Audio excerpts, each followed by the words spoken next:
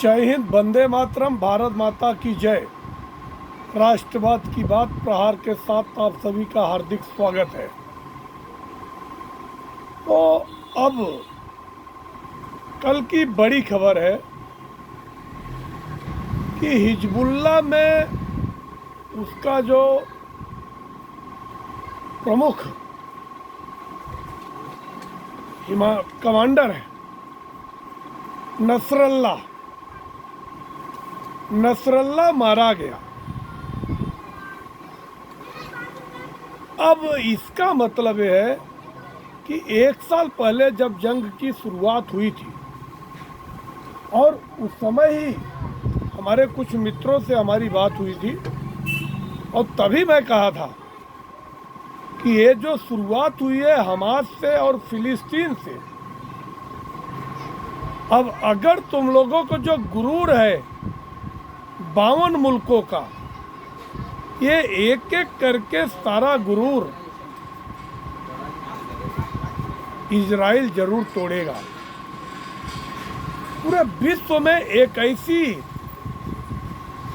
कौम है यहूदी, और यहूदियों को वापस बेंजामिन नेतन्याहू पर इतना विश्वास है कि ये व्यक्ति हमें बचा सकता है। बीच में उनकी सत्ता चली गई थी, मगर 2 साल के अंदर वहां की जनता ने उनको जबरदस्ती लेके आए कि केवल बेंजामिन नेतन्याहू जब तक जीवित हैं तब तक कोई बाल बाका नहीं कर सकता है इजराइल का। बहुत मुट्ठी भर देश है, मगर उनकी जो इच्छा शक्ति है, दे आर टोटली डिजर्व। हर परिवार का एक व्यक्ति जरूर सेना में जाता है। मीन्स वो अपने इच्छा से सेना में जाते हैं और देश के लिए लड़ते हैं। देशभक्ति उनके अंदर कूट कूट के भरी है। तो जैसे ही नसरल्ला मारा गया है, वो भी नसरल्ला कैसे मारा गया, दैट वाज टोटली इम्पॉसिबल।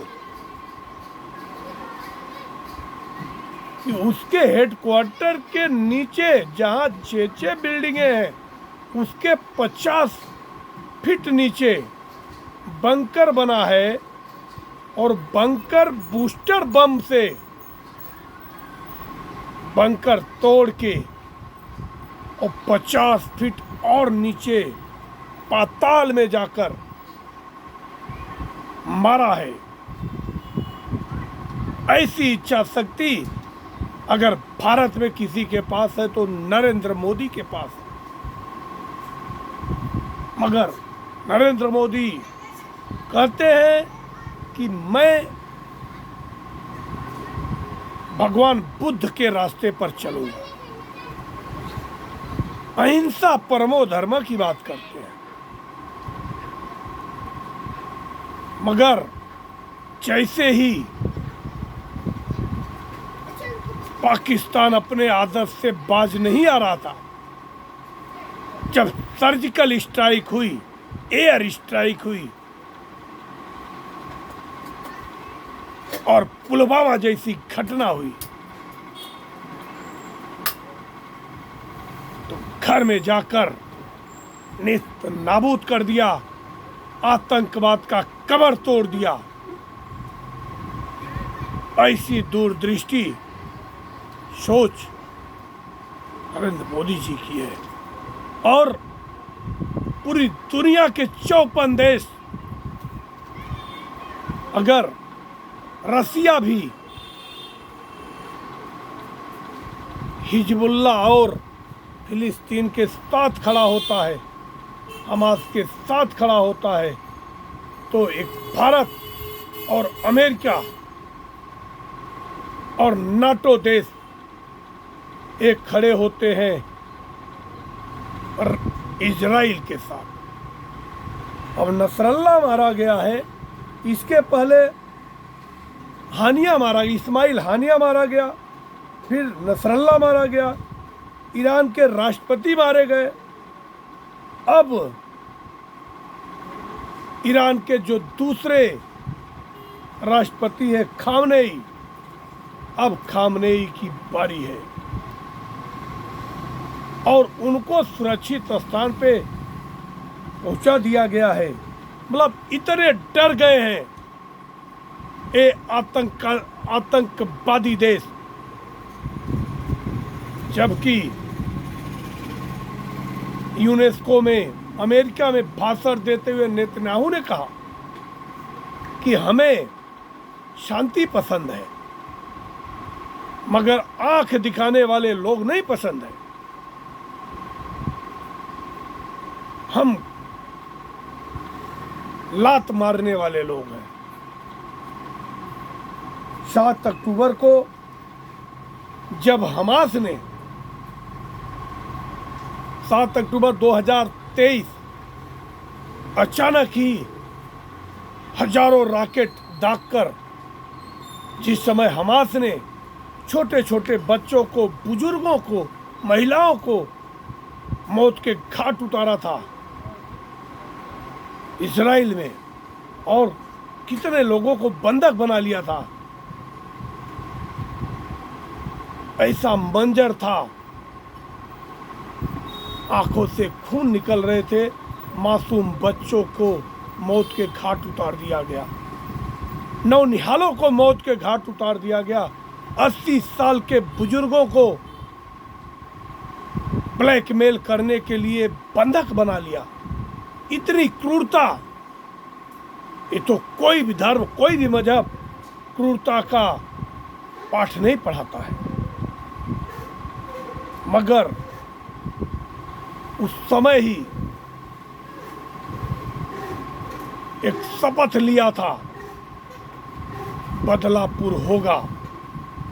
और हमास वाले क्या करते हैं कि रिहासी इलाकों को बनाते हैं अपना निशाना और वहाँ पे अपने बंकर बना के, जहाँ स्कूल है, हॉस्पिटल है, जहाँ पे पब्लिक है, वहाँ पे अपना बंकर बना लेते हैं, वहाँ पे अपनी मशीन गन रख देते हैं और उनको ढाल बनाकर ब्लैकमेल करते हैं। मगर नेतन्याहू ने कहा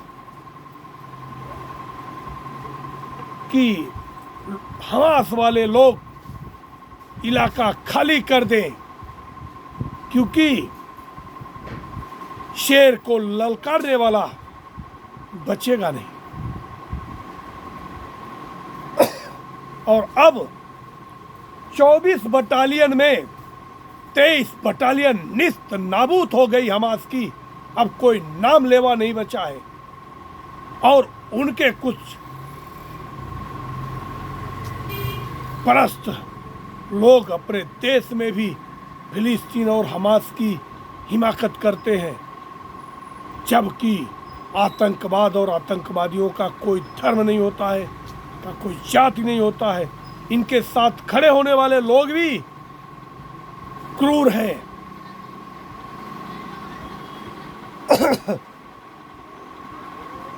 नसरल्ला ने मानव को ढाल बनाया, मगर नेतन्याहू ने कहा कि सारे बंधकों को मैं बारी बारी खाली जरूर उनको छुड़ाऊंगा जरूर। हेड ऑफिस उनकी तबाह कर दी गई, नसरल्ला की।